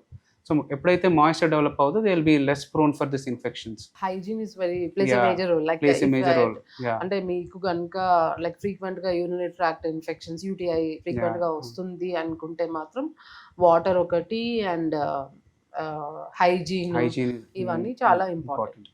డాక్టర్ గారు, ఇది ప్రాస్టేట్ క్యాన్సర్ అనుకున్నాం కదా, దానికి డాక్టర్ దగ్గరికి వెళ్ళక ముందే వాళ్ళు ప్రాస్టేట్ క్యాన్సర్ ఏమో అని తెలుసుకోవడానికి కొన్ని సైన్స్ చెప్తారా? So one important thing everyone should understand is there are no early signs for prostate cancer. మనకి ఎర్లీ సైన్స్ అండ్ సిమ్టమ్స్ ఏం ఉండవు ప్రాస్టేట్ క్యాన్సర్కి. దట్ ఈస్ వేర్ పిఎస్ఏ అనే టెస్ట్, అంటే క్యాన్సర్ స్క్రీనింగ్, తర్వాత patient awareness, regular followups plays a major role. So మనం cancer స్క్రీనింగ్లో PSA అనే టెస్ట్ చేస్తాం. సో పిఎస్ఏ అనే test every men from after above 50 years of age should undergo PSA test. అందులోనూ family history ఏమైనా ఉందనుకోండి, ఏమైనా ఫాదర్కి కానీ బ్రదర్కి కానీ అలా జెనెటికల్ కాజెస్ కానీ ఏమైనా ఉన్నాయంటే వాళ్ళు ఇంకొంచెం ఎర్లియర్గా అరౌండ్ 45 years of ఏజ్లో PSA టెస్ట్ చేసుకోవాల్సిన అవసరం ఉంటుంది. సో ఇది చేసుకున్నప్పుడు ఏమవుతుందంటే మనకి ప్రాస్టేట్ క్యాన్సర్ ఏమైనా ఉంటే బయటపడుతుంది. సిమ్టమ్స్ అంటే ఎర్లీ సైన్స్ అండ్ సిమ్టమ్స్ అంటే ఏంటంటే ఇందాక మీకు చెప్పినట్టు బినైన్ ప్రాస్టేట్ హైపర్ప్లేషియా అంటే BPH లో ఎలాంటి సిమ్టమ్స్ ఉన్నాయో, ఫ్రీక్వెన్సీ, అర్జెన్సీ, అలాంటి సిమ్టమ్సే ఉంటాయి. ఈ సిమ్టమ్స్ ఉన్న ప్రతి ఒక్కరికి క్యాన్సర్ ఉందని కాదు. సో ఈ క్యాన్సర్లో వాళ్ళకి కూడా ఇవే సిమ్టమ్స్ ఉంటాయి. సో అప్రాప్రియేట్గా మనము ఈ సిమ్టమ్స్, ఈ science for early prostate cancer అని చెప్పలేము. లేట్ సైన్స్ అండ్ సిమ్టమ్స్ ఉంటాయి మేడం. ఈ ప్రాస్టేట్ క్యాన్సర్ ఎప్పుడైతే అడ్వాన్స్ స్టేజ్లో ఉంటుందో అప్పుడు మెటాస్టాసిస్ అంటాం. బ్లడ్లో ట్రావెల్ చేస్తాయి. బ్లడ్లో ట్రావెల్ చేసి బోన్స్లో డిపాజిట్ అవుతాయి. సో వీళ్ళందరికీ bone pains, low back ache, hip pain అలాంటివి ఏమైనా ఉంటాయి. So elderly male with prostate symptoms, ఇప్పుడు నేను చెప్పిన symptoms along with bone pain ఇలాంటివి ఏమైనా ఉన్నాయంటే they are already in the later stages of prostate cancer అని అనుకోవచ్చు. ప్రోగ్నోసిస్ ఎలా ఉంటుంది అంటారు? Prostate cancer prognosis usually good madam. అంటే మనం ఎంత ఎర్లీగా డిటెక్ట్ చేస్తే అంత బెటర్ గా ఉంటుంది. ప్రోస్టేట్ క్యాన్సర్ పేషెంట్స్ ఏం చెప్తామంటే it is the slow growing prostate. అది మీ ప్రాణాల మీదకి వచ్చి మిమ్మల్ని ఇబ్బంది పెట్టే క్యాన్సర్ అయితే కాదు. టైమ్లీ ఇంటర్వెన్షన్ తీసుకుని మెడికల్ కాస్ట్రేషన్ కానీ, సర్జికల్ కాస్ట్రేషన్ కానీ, కొంతమందికి రోబోటిక్ ద్వారా మనము ప్రాస్టేట్ తీయాల్సిన అవసరం రావచ్చు. తీసిన తర్వాత కూడా వాళ్ళ క్వాలిటీ ఆఫ్ లైఫ్ ఎక్సలెంట్ గా ఉంటుంది. So based on their condition we give the treatment plan and usually the prognosis very good. ఈ ప్రాస్టేట్ క్యాన్సర్ ఉన్న వాళ్ళకి అంటే యూరిన్ లో బ్లడ్ అలా కూడా ఏమైనా తెలుస్తుంది అంటారా? యూరిన్ లో బ్లడ్ వచ్చే అవకాశం కూడా ఉంటుంది. ఎప్పుడైతే మనకి ప్రాస్టేట్ ఇన్వాల్వ్మెంట్ ఉంటుందో మనకి యురేత్రా, దాని చుట్టూనే యురేత్రా ఉంటుంది కాబట్టి ఆ కనెక్షన్ ఫామ్ అయ్యి మనకి యూరిన్ లో బ్లడ్ వచ్చే అవకాశం ఉంటుంది. కొంతమందికి సెమెన్ లో కూడా వస్తుంది. ఎప్పుడైతే సెమెనల్ వెసికల్స్ అవన్నీ ప్రాస్టేట్ దగ్గరే ఉండేవి అవన్నీ. సో సెమెన్ లో కూడా బ్లడ్ వచ్చే అవకాశం ఉంటుంది. లైక్ ఐ సెడ్, ఇలా వచ్చిన ప్రతిదీ ప్రాస్టేట్ క్యాన్సర్ అని కూడా కాదు. ప్రాపర్ గా ఎవాల్యుయేట్ చేసుకో. ఇంకో డాక్టర్ గారు, సపోజ్ వాళ్ళు ఎర్లీ స్టేజ్ ప్రాస్టేట్ క్యాన్సర్ దగ్గరికి వచ్చారు అంటే వాళ్ళకి మీరు సర్జరీ అడ్వైస్ చేస్తారు కదా, you remove the prostate gland అట్లా చేస్తారు. అది తీసేయడం వల్ల వాళ్ళకి ఏమైనా సైడ్ ఎఫెక్ట్స్ అలా ఏమైనా ఉంటాయా? ప్రాస్టేట్ క్యాన్సర్ మనం ఎప్పుడైతే రోబోటిక్ ద్వారా తీస్తామో యూజువల్ గా దానికి సైడ్ ఎఫెక్ట్స్ ఎక్కువే ఉండవు మేడం. యూజువల్ గా పేషెంట్స్ మేజర్ కంప్లైంట్స్ ఏంటంటే ఇన్కాంటినెన్స్ ఒకటి, ఆ తర్వాత వాళ్ళకి ఎరెక్షన్స్ లో ఇబ్బంది రావచ్చు, ఎల్డర్లీ ఏజ్ లో ఎరెక్షన్స్ లో ఇబ్బంది రావచ్చు, ఇన్కాంటినెన్స్ లో ఇబ్బంది రావచ్చు. సో ఈ రెండు అనేది పోస్ట్ ట్రీట్మెంట్ మనం ఒక రిహాబిలిటేషన్ లా పెట్టుకుంటాం. వాళ్ళు రిపీటెడ్ గా దానికి ఎక్సర్సైజెస్ చేయాలి, మనం టాబ్లెట్స్ ఇస్తాము ఎరెక్షన్స్ మళ్ళీ ఇంప్రూవ్ అవ్వడానికి. సో ఇవన్నీ life style modifications, again life style modifications, follow up, rehabilitation లో ఉంటే యూజువల్ గా after prostate removal they will be fine. Doctor గారు, లైక్ ఈ యూరినరీ ట్రాక్ట్ ఇన్ఫెక్షన్ అయితే కామన్ అండ్ ఎస్పెషల్లీ ఇప్పుడు సమ్మర్ కాబట్టి చాలా మందికి యూరిన్ ఇన్ఫెక్షన్ అని ప్రతి ఇంట్లో ఎవరో ఒకరికి ఉంటది. సో వాళ్ళకి ఏమైనా ట్రీట్మెంట్ ఆప్షన్స్ ఏమైనా చెప్తారా? అంటే లైక్ అందరూ యాంటీబయాటిక్స్ వేసుకోవాలా లేకపోతే నార్మల్ గా కూడా మేనేజ్ చేయొచ్చు? అంటే ఫస్ట్ థింగ్ ఏంటంటే every burning urine is not urinary tract infection. మనకి వేరే కాజెస్ కూడా ఉండొచ్చు, లైక్ డిహైడ్రేషన్ ఉన్నా, కిడ్నీలో స్టోన్స్ ఉన్నా, ఇందాక నుంచి ఏమైనా బ్లాడర్ ఇరిటెంట్స్ వాడుతున్న వల్ల బ్లాడర్ ఇరిటేషన్లో ఉన్నా కూడా ఇవే సిమ్టమ్స్ ఉంటాయి. So proper diagnosis is important. దానికి కంప్లీట్ యూరిన్ ఎగ్జామినేషన్ అని, యూరిన్ కల్చర్ అని కొన్ని టెస్ట్ చేస్తాము. Once it is proven that it is urinary tract infection, we categorise it. మనకి కాంప్లికేటెడా అన్కాంప్లికేటెడా అనేది మనం చూసుకుంటాం. ఇఫ్ ఇట్ ఈస్ అన్కాంప్లికేటెడ్ అంటే హై గ్రేడ్ ఫీవర్స్ ఏమీ లేవు, అలా కిడ్నీ ఇన్వాల్వ్మెంట్ ఏమీ లేదు, కిడ్నీ యూరిటర్ బ్లాడర్ లో స్ట్రక్చరల్ గా నార్మల్ గా ఉంది అంటే వీళ్ళందరికీ జనరల్ గా ఓపీడీ బేసిస్ మీద యాంటీబయాటిక్స్ తీసుకుంటే సరిపోతుంది. కాంప్లికేటెడ్కి వచ్చేసరికి ఏమవుతుందంటే వీళ్ళకి ఫీవర్ ఎపిసోడ్స్, ఫ్లాంక్ పెయిన్, ఆ తర్వాత ప్రెగ్నెన్సీలో వచ్చే యూరినరీ ట్రాక్ట్ ఇన్ఫెక్షన్స్, ఇవన్నీ కొంచెం కాంప్లికేటెడ్ కేసెస్లో మనం తీసుకుని వీళ్ళకి ఐవీ యాంటీబయాటిక్స్ కూడా ఇవ్వాల్సిన అవసరం రావచ్చు. సో ఈ కోర్స్ ఆఫ్ ట్రీట్మెంట్ అయిపోయిన తర్వాత దీంతో పాటు మనం సప్లిమెంటరీ ట్రీట్మెంట్ అంటాం, నాన్ యాంటీబయాటిక్ సపోర్ట్. ఏమవుతుందంటే మనము క్రాన్బెర్రీ ప్రోడక్ట్స్, క్రాన్బెర్రీ జ్యూస్ కానీ, క్రాన్బెర్రీ ఫ్రూట్ కానీ ఇవి వాడవచ్చు. లేదంటే ప్రోబయోటిక్స్ అంటాం, లాక్టోబాసిల్లస్. ఇలాంటివి ఏమవుతుందంటే these are not the treatment options but they help in coping up the urinary tract infection. Okay, అదొకటి ఉంటుంది. యా, మన పాతకాలంలో అంటారు కదా, యూరినరీ పెయిన్ అట్లా ఉంటే మజ్జిగ తాగండి అని వాళ్ళు ఇళ్ళలో చెప్తారు, like grand parents. So that will help if it is not మీరు అన్నట్టు ఇన్ఫెక్షన్ కాకపోతే. ఇంకోటి ఏమవుతుందంటే ఇప్పుడు జనరల్ గా మనము రెగ్యులర్ హెల్త్ చెకప్స్ చాలా కామన్ అయినాయి. రెగ్యులర్ హెల్త్ చెకప్స్ లో మనకి యూరిన్ లో ఇన్ఫెక్షన్ ఉన్నట్టు తెలిస్తే వీ నాట్ ట్రీట్ ఇట్. దాన్ని ఎసిమ్టమాటిక్ బ్యాక్టీరియా అంటాం. ఈ ఎసిమ్టమాటిక్ బ్యాక్టీరియా అంటే ఇన్ఫెక్షన్ ఉన్నట్టు మనకి డాక్యుమెంటేషన్ ఉంటుంది కానీ పేషెంట్ సిమ్టమ్స్ ఉండవు. సో వీళ్ళల్లో ఓన్లీ 2 కండిషన్స్ లోనే మనం ట్రీట్ చేస్తాం. ఒకటి ప్రెగ్నెన్సీ, ఇంకొకటి ఏదైనా యూరాలజీ ప్రొసీజర్ ఏమైనా చేద్దాం అనుకుంటున్నాం అనుకోండి, అప్పుడే ఈ 2 కండిషన్స్ లోనే మనం ట్రీట్ చేయాలి. మీ రిపోర్ట్స్ లో మీకు యూరినరీ ట్రాక్ట్ ఇన్ఫెక్షన్ ఉన్నంత మాత్రాన అంటే మీకు సిమ్టమ్స్ లేకపోతే we did not treat it also. This is also very good tip. So అదే రొటీన్ హెల్త్ చెకప్స్ చాలా మంచి చేయించుకుంటారు. అందులో CUE common, complete examination is common. అందులో చూసి పానిక్ అవుతా ఉంటారు, సిమ్టమ్స్ ఏమి ఉండవు. So need not treat them. Okay doctor గారు లైక్ అంటే ఈ అసలు యూరినరీ ట్రాక్ట్ ఇన్ఫెక్షన్ రాకుండా ఏమైనా టిప్స్ చెప్తారా? ఈ యూరినరీ ట్రాక్ట్ ఇన్ఫెక్షన్స్ ప్రివెంట్ చేయడానికి కొన్ని టిప్స్ అంటే first thing is hydration. Main thing is water బాగా తీసుకోవాలి. ఆ తర్వాత పర్సనల్ హైజీన్, ఇందాక నేను చెప్పినట్టు personal hygiene is important. Inner wears నేను చెప్పినట్టు కాటన్ ఇన్నర్ వేర్స్. ఆ తర్వాత డయాబెటీస్ ఏమైనా ఉంటే అది అండర్లైన్ డయాబెటీస్ని కంట్రోల్ చేసుకోవాలి. మనం డయాబెటీస్ని కంట్రోల్ చేయనంత వరకు మనం ఇలా మెడికేషన్స్ ట్రీట్మెంట్ తీసుకుంటానే ఉంటాం, యూరినరీ ట్రాక్ట్ ఇన్ఫెక్షన్ వస్తూనే ఉంటుంది. So diabetes is one thing, diabetes కంట్రోల్లో పెట్టుకోవాలి. పోస్ట్ మెనోపాజ్ ఉమెన్ అన్నాం కదా, అంటే ఆ నెలసరి లాగిపోయిన ఉమెన్, వీళ్ళందరూ కూడా రిపీటెడ్గా వస్తూ ఉంటుంది. వీళ్ళకి లోకల్గా ఈస్ట్రోజన్ అప్లికేషన్స్ ఉంటాయి, అవి వాడుకోవాల్సిన అవసరం వస్తుంది. సో ఇవన్నీ major thing. Some precaution. And doctor like ఇప్పుడు మీరు అన్నారు కదా డయాబెటీస్ డయాగ్నోసిస్ అప్పుడు వాళ్ళకి యూరినరీ ప్రాబ్లమ్స్ ఉంటాయా, like once they are established as diabetes mellitus type 2 type 1, so ఇంకా ఎప్పటికీ వాళ్ళు యూరినరీ ప్రాబ్లమ్స్ సఫర్ అవ్వాల్సిందేనా? డయాబెటీస్లో వచ్చే యూరినరీ ప్రాబ్లమ్స్ అనేది ఒక గ్రూప్ ఆఫ్ సిమ్టమ్స్ లా ఉంటాయి మేడం. ఒక స్టేజ్ నుంచి ఒక స్టేజ్ వరకు అలా ట్రావెల్ అవుతూ ఉంటుంది. ఇప్పుడు మనము ఇనిషియల్గా బ్లాడర్ లో ఏమవుతుందంటే, బ్లాడర్లో ఉన్న మజిల్స్, బ్లాడర్లో ఉన్న నర్వ్స్, బ్లాడర్లో ఉన్న ఇన్నర్ లైనింగ్ మొత్తం డ్యామేజ్ అవుతుంది మన డయాబెటీస్ వల్ల. సో వీళ్ళకి ఏమవుతుందంటే ఓవర్ ద స్టేజ్, అంటే 3 స్టేజెస్గా మనం డివైడ్ చేసుకుంటే, ఎర్లీ స్టేజ్లో ఏమవుతుందంటే యూరిన్ ఎక్కువ సార్లు పోతూ ఉంటారు, పాలీయూరియా ఇందాక చెప్పినట్టు. సో షుగర్ ఎప్పుడైతే బయటకు వస్తూ ఉంటుందో, షుగర్తో పాటు యూరిన్ వాటర్ని కూడా తీసుకొస్తూ ఉంటుంది. సో ఏమవుతుందంటే ఎక్కువ యూరిన్ ప్రొడక్షన్ అవుతూ ఉంటుంది. దానివల్ల ఫ్రీక్వెన్సీ, అర్జెన్సీ, నైట్ టైం లెగడము ఇవన్నీ ఉంటాయి. ఇంటర్మీడియట్ స్టేజ్కి వచ్చేసరికి ఏమవుతుందంటే మనకి ఈ నర్వ్ డ్యామేజ్ స్టార్ట్ అవుతూ ఉంటుంది. సో మిక్స్డ్ సిమ్టమ్స్ ఉంటాయి, ఈ ఫ్రీక్వెన్సీ, అర్జెన్సీతో పాటు సెన్సేషన్స్ తగ్గడము అవి స్టార్ట్ అవుతూ ఉంటాయి. లేట్ స్టేజ్ ఏమవుతుంది, డయాబెటిక్ సిస్టోపతి అంటాం దీన్ని. ఈ లేట్ స్టేజ్లో ఏమవుతుందంటే మొత్తం నర్వ్ డ్యామేజ్ సెట్ ఇన్ అయిపోతుంది. నర్వ్ డ్యామేజ్ సెట్ అవ్వడం వల్ల వాళ్ళకి బ్లాడర్ ఫిల్ అయినా కూడా సెన్సేషన్స్ తెలియవు. సో ఎప్పుడైతే బ్లాడర్ ఫిల్ అయితే మనకి సెన్సేషన్స్ తెలియవో, కెపాసిటీ మెల్లగా పెరుగుతుంది. ఓవర్ ద టైం ఏమవుతుందంటే నేను ఇందాక చెప్పినట్టు ఈ బ్లాడర్లో ఉండే కండరాలు కూడా వీక్ అయిపోతాయి. సో ఇలాంటప్పుడు ఈ కండిషన్స్లో ఏమవుతుందంటే సన్నగా రావడము, ముక్కి పోయడము, పోసినా లోపలే ఉండిపోవడము, నిలిచిపోయినట్టు వాళ్ళకి తెలియకపోవడము, ఇవన్నీ స్టార్ట్ అవుతాయి. దీనివల్ల ఏమవుతుందంటే మళ్ళీ ఎప్పుడైతే బ్లాడర్లో యూరిన్ లోపల ఉండిపోతుందో, it will cause urinary tract infection, it will cause stones. Again మళ్ళీ కిడ్నీలోకి పైకి మళ్ళీ యూరిన్ పైకి వెళ్తుంది, దానివల్ల కిడ్నీ డ్యామేజ్ స్టార్ట్ అవుతుంది. సో ఇవన్నీ ఒక స్టేజ్ వైజ్ జరుగుతూ ఉంటాయి డయాబెటీస్లో.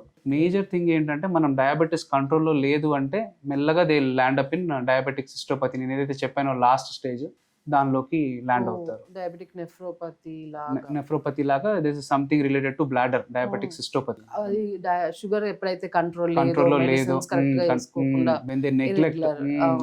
డోసేజ్ కరెక్ట్ వేసుకోకపోతే మాత్రం కిడ్నీతో పాటు యూరినరీ బ్లాడర్ కూడా ఎఫెక్ట్ అవుతుంది. డాక్టర్ గారు లైక్ ఇంకోటి మీరు స్టార్టింగ్ లో అన్నారు కదా, ఎక్కువ సాల్ట్ అట్లా తీసుకుంటే కూడా కిడ్నీ స్టోన్స్ వస్తాయని. అలాగే సిమిలర్ గా ఎక్కువ సాల్ట్, హై ఫ్యాటీ ఫుడ్స్ తీసుకున్న వాళ్ళకి కిడ్నీ హెల్త్ అనేది ఎలా ఇంపాక్ట్ అవుతుంది? బికాస్ మేము అంటే మల్టిపుల్ పాడ్కాస్ట్ చేసాం కదా, కార్డియాలజిస్ట్, హెపటాలజిస్ట్ వీళ్ళతోని. సో ఇలా జంక్ ఫుడ్ తీసుకోవడం వల్ల హార్ట్ ప్రాబ్లమ్స్ వస్తాయి, లివర్ ప్రాబ్లమ్స్ వస్తాయి, ఒబెసిటీ ఇవన్నీ వస్తాయని విన్నాము. బట్ కిడ్నీ ఎలా ఎఫెక్ట్ అవుతుంది? ఇందాక చెప్పినట్టే హై సాల్ట్ ఫుడ్ ఎప్పుడైతే తీసుకుంటా ఉంటామో మనకి like French fries, fried foods, ఆ తర్వాత ప్రిజర్వేటివ్స్ ఉన్న ఫుడ్స్, పిక్కిల్డ్ ప్యాకేజ్ ఫుడ్స్, ఇవన్నీ ఏంటంటే హై సాల్ట్ ఉంటాయి. ఈ హై సాల్ట్ ఉండడం వల్ల ఏమవుతుందంటే ఈ సాల్ట్ ఎప్పుడైతే యూరిన్లో బయటకు వస్తుందో, చెప్పినట్టు కాల్షియం బయటకు వస్తుంది. So these people are more prone for మళ్ళీ రీనల్ స్టోన్స్. ఎప్పుడైతే ఈ షుగరీ ఫుడ్స్ తీసుకుంటారో, కార్బోనేటెడ్ డ్రింక్స్ ఇవన్నీ తీసుకుంటూ ఉంటారో, అప్పుడు కూడా మనకి uric acid, oxalates, calcium excretion, ఇవన్నీ ఏంటంటే main ingredients to form renal stone. So అవన్నీ ఫామ్ అయ్యే ఛాన్స్ ఎక్కువ ఉంటుంది. అల్టిమేట్గా ఈ ఫుడ్, ఈ లైఫ్ స్టైల్ మోడిఫికేషన్ వల్ల ఏమవుతుందంటే ఇన్సులిన్ రెసిస్టెన్స్, ఒబేసిటీ, డయాబెటీస్. ఎప్పుడైతే డయాబెటీస్ డెవలప్ అవుతుందో మళ్ళీ అది అల్టిమేట్గా కిడ్నీ మీద ఎఫెక్ట్ అవుతుంది. డయాబెటిక్ నెఫ్రోపతి, సిస్టోపతి ఇవన్నీ ఫామ్ అవుతాయి.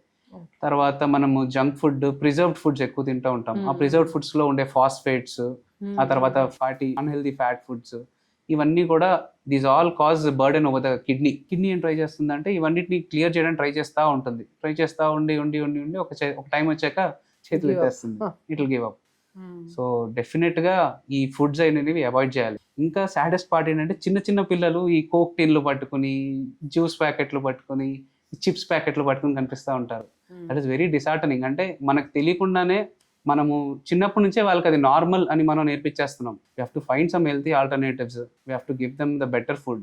వన్స్ ఇన్ వైల్ అకేషనల్ గా anything is fine. Okay, but అది రెగ్యులర్ గా అయితే రెగ్యులర్ గా మాత్రం వాళ్ళ కిడ్నీ హెల్త్ ఇప్పటి నుంచే మనం అవును, స్పాయిల్ అవును. చేస్తున్నట్టు. చిప్స్ పట్టుకుని తిరుగుతూ ఉంటారు చిన్న చిన్న పిల్లలు. హై సాల్ట్, ఆ. కోక్, నేను చెప్పినట్టు కార్బోనేటెడ్ డ్రింక్స్ అవి తాగుతూ ఉంటారు. So, అవన్నీ అవాయిడ్ అవాయిడ్ చేయాలి చేయాలి డెఫినెట్ గా. కంపల్సరీ. అండ్ మీరు అన్నారు కదా లైక్ అంటే salt, calcium will go out అదంతా. సో ఇలా కిడ్నీ స్టోన్స్, కిడ్నీ ప్రాబ్లం ఉన్న వాళ్ళు హై కాల్షియం ఫుడ్ తీసుకుంటే కొంచెం హెల్ప్ అవుతుందా? యాక్చువల్లీ ఇంకోటి ఏంటంటే చాలా మంది కాల్షియం కూడా రెస్ట్రిక్ట్ చేస్తారు ఈ కిడ్నీ స్టోన్ పేషెంట్స్.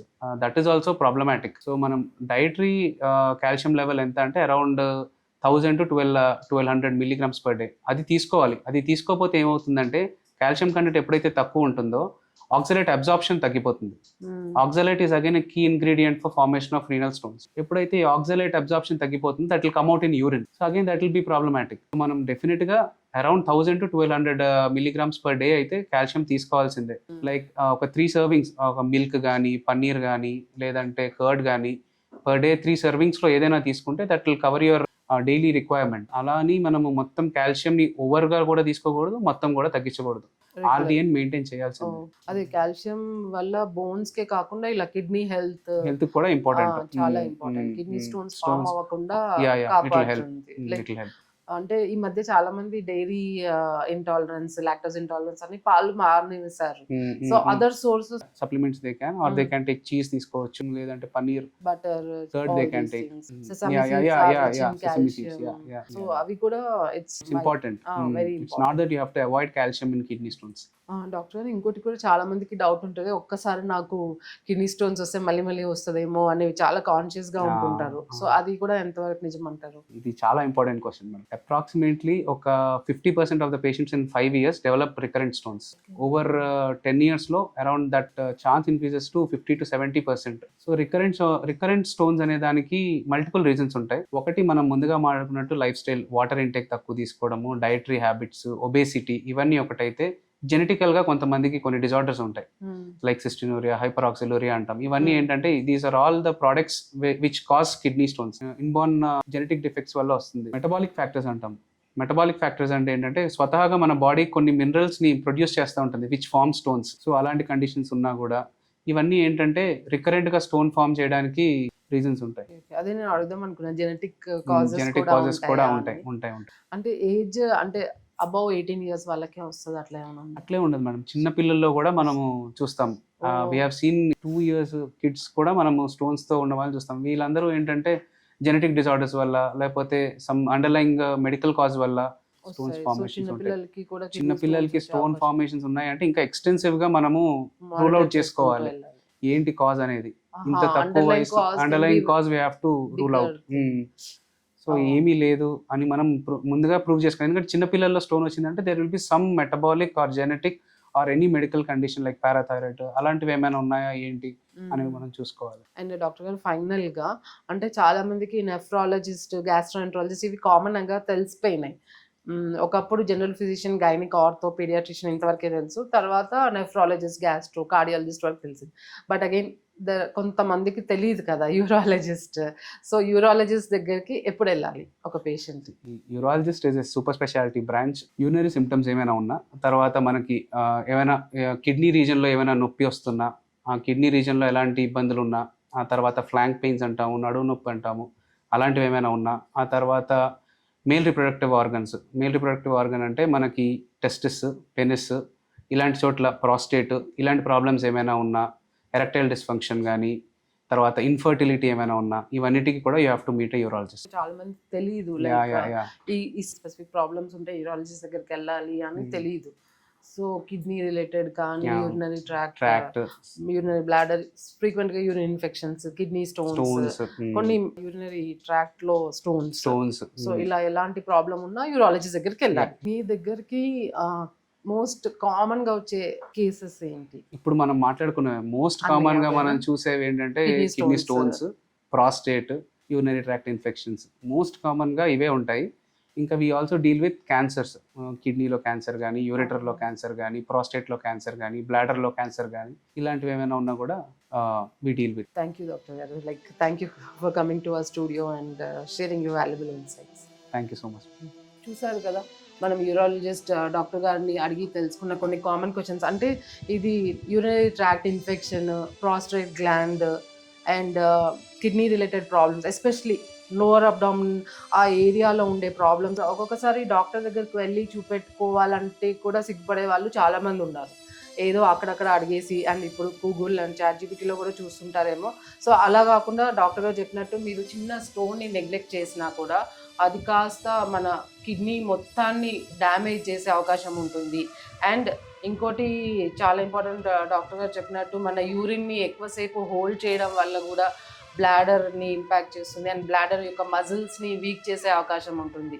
సో ఇలా చాలా చాలా ఎనీథింగ్ మీకు urine related problems, kidney related problems and especially male reproductive organ related problems, ఇట్లాంటివన్నీ ఎలాంటి ప్రాబ్లమ్స్ ఉన్నా కూడా మీ దగ్గరలో ఉన్న యూరాలజిస్ట్ని తప్పకుండా కన్సల్ట్ చేయండి. ఎందుకంటే ఇప్పుడు మీకు ఆ ప్రాబ్లం పెద్దగా అనిపించకపోవచ్చు, but over a period of time మీరు ఏజ్ పెరిగే కొద్దీ అది కాస్త ఇర్రివర్సిబుల్ డ్యామేజ్ అవుతుంది. సో అలా కాకుండా ఇమ్మీడియట్గా డాక్టర్ని కన్సల్ట్ చేసి సరైన ట్రీట్మెంట్ తీసుకోండి.